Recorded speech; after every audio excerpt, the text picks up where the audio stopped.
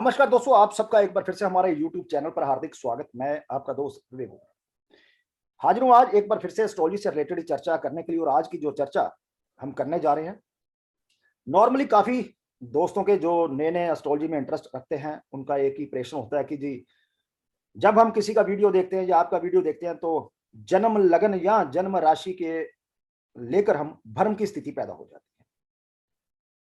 तो उनका कहना है कि इनमें क्या फर्क है। दूसरा, आज चर्चा करेंगे शनि ढैया और शनि कैलकुलेशन की, साढ़े सती कैलकुलेशन की। और साथ में चर्चा करेंगे आने वाले साल 2022 में शनि महाराज की कौन सी 8 राशियों पर नजर रहेगी। इस चर्चा को आगे बढ़ाने से पहले आप सब दोस्तों से, मित्रों से कहना चाहूंगा, खासकर उन दोस्तों से जो पहली बार इस हमारे वीडियो को देख रहे हैं, और यदि आपने हमारा YouTube चैनल सब्सक्राइब नहीं किया तो कर लीजिए। नोटिफिकेशन बेल का बटन दबाना ना भूलिए, क्योंकि जो भी वीडियो अपलोड करें YouTube पर, चाहे वो वैदिक एस्ट्रोलॉजी से रिलेटेड हो या फिर केपी या कस्पल इंटरलिंक थ्योरी के जो केस स्टडी हम अपलोड करते हैं, आप उसे मिस ना करें। साथ ही यदि आपकी कोई क्वेरी हो तो आप दिए हुए इस व्हाट्सएप नंबर पर हमें मैसेज कर सकते हैं। फीस जो है एप्लीकेबल रहेगी दोस्तों। तो चलिए चर्चा शुरू करते हैं अपनी।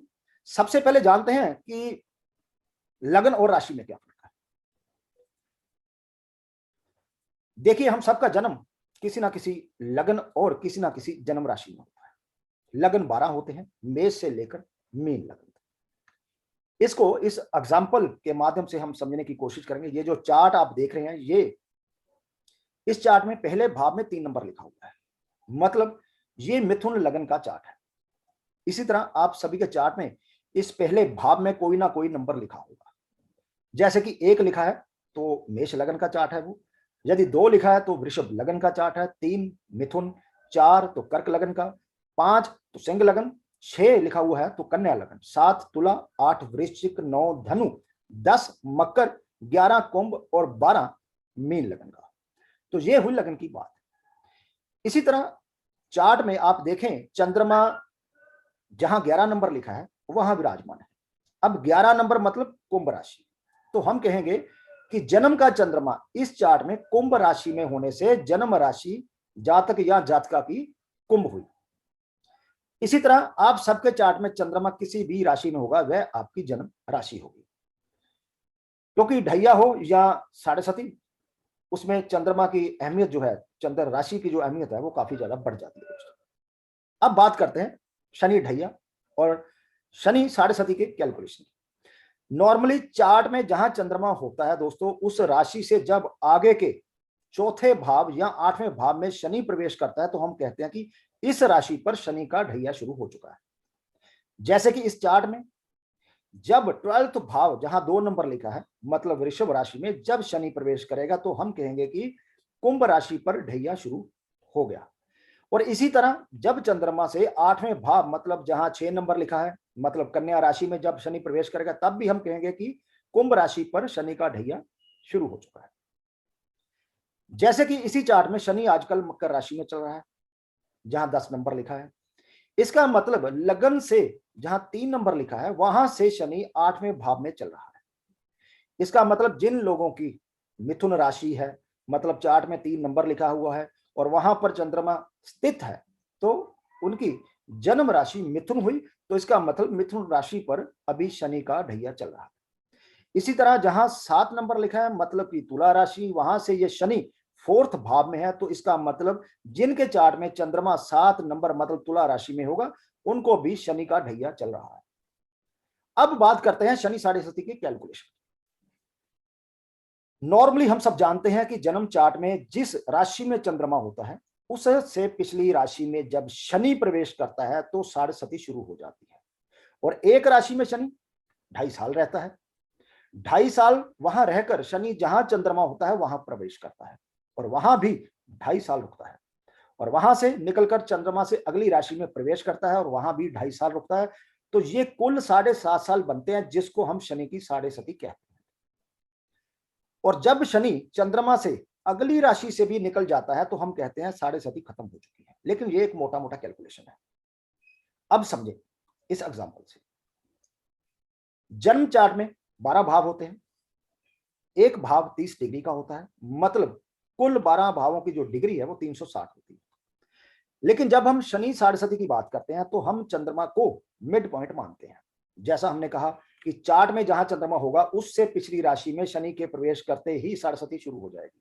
मतलब चंद्रमा से पिछली राशि की 30 डिग्री, और फिर जिस राशि में चंद्रमा है वहां आने पर 30 डिग्री, और फिर चंद्रमा से अगली राशि की 30 डिग्री, मतलब साढ़े में चंद्रमा 90 डिग्री पूरी करता है।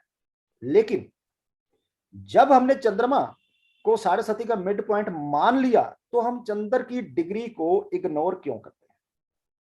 क्योंकि एस्ट्रोलॉजी में ग्रहों की डिग्री का ही तो खास महत्व है। उस ग्रह की डिग्री से ही पता चलता है कि ग्रह किस नक्षत्र या उप नक्षत्र पर है उस पर्टिकुलर चार्ट में।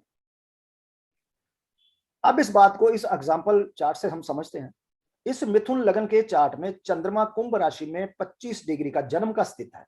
जब जन्म चार्ट जातक का जन्म हुआ तो चंद्रमा जो था वो कुंभ राशि में 25 डिग्री पर था, और शनि को 90 डिग्री का अपना सफर तय करना है अपनी पूरी साढ़े में। मतलब जहां चंद्रमा स्थित है वहां से 45 डिग्री पहले और 45 डिग्री बाद का उसे सफर तय करना है। तो इसकी कैलकुलेशन क्या होनी चाहिए? जन्म समय चंद्रमा 25 डिग्री पर है और ये मिड पॉइंट है, मतलब जो पिछला 45 डिग्री का सफर था उसमें से 25 डिग्री पर पहले ही चल चुका है। तो शनि के चंद्रमा से पिछले सफर की 20 डिग्री बची जो उसे तय करनी है। अब इसका मतलब क्या हुआ? जहां जन्म चंद्रमा है उससे पिछली राशि मकर जहां 10 नंबर लिखा है, वहां शनि जब 10 डिग्री पूरी कर चुका, मकर में प्रवेश करते ही जब वो 10 डिग्री पूरी कर चुका तो बाकी की वहां पर 20 डिग्री बची।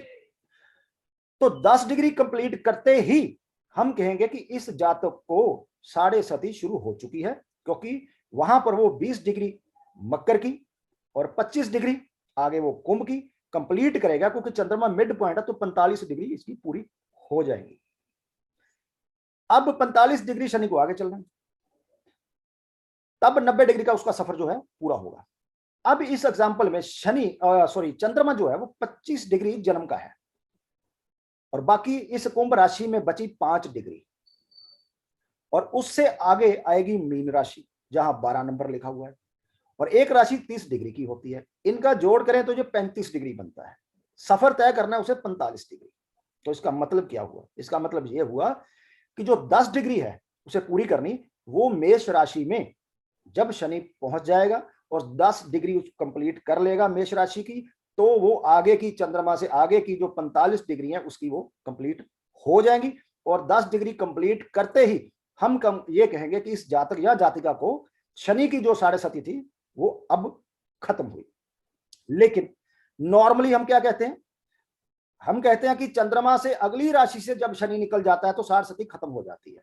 लेकिन इस एग्जाम्पल के माध्यम से यदि हम समझें कि मेष राशि में शनि के पहुंचते ही कुंभ राशि की साढ़े खत्म नहीं होगी जब तक कि वो मेष राशि में 10 डिग्री और नहीं चलता।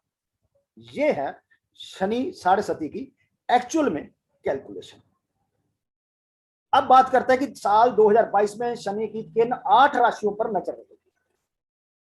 वैदिक एस्ट्रोलॉजी में और नवग्रहों में शनि देव को एक प्रमुख स्थान हासिल है।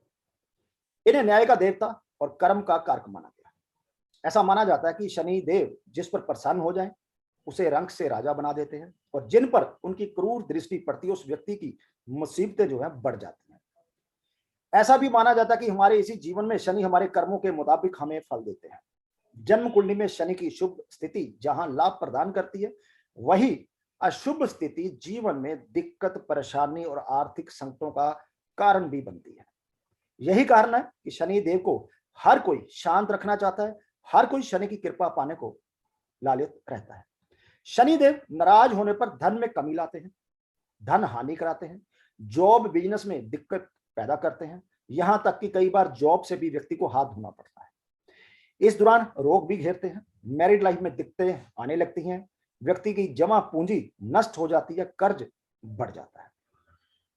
शनिदेव अपनी साढ़े ढैया और अपनी महादशा और अंतरदशा में व्यक्ति को सबसे अधिक प्रभावित करते हैं। शनिदेव व्यक्ति के कर्मों के आधार पर फल प्रदान करने वाले देवता के रूप में भी जाने जाते हैं। वैदिक एस्ट्रोलॉजी में शनि को सबसे मंद गति से चलने वाला ग्रह माना जाता है, और यह एक राशि में, जैसे हमने बात की, कि 2.5 साल रहता है और एक नक्षत्र पर लगभग 1 साल में गोचर करता है। यही कारण है कि शनि का प्रभाव व्यक्ति पर सबसे अधिक रहता है। साल 2022 में शनि 2 बार अपनी स्थिति बदलेंगे। वे राशि परिवर्तन भी करेंगे और वक्री चाल भी चलेंगे। इनका बड़ा असर सभी राशियों पर होगा।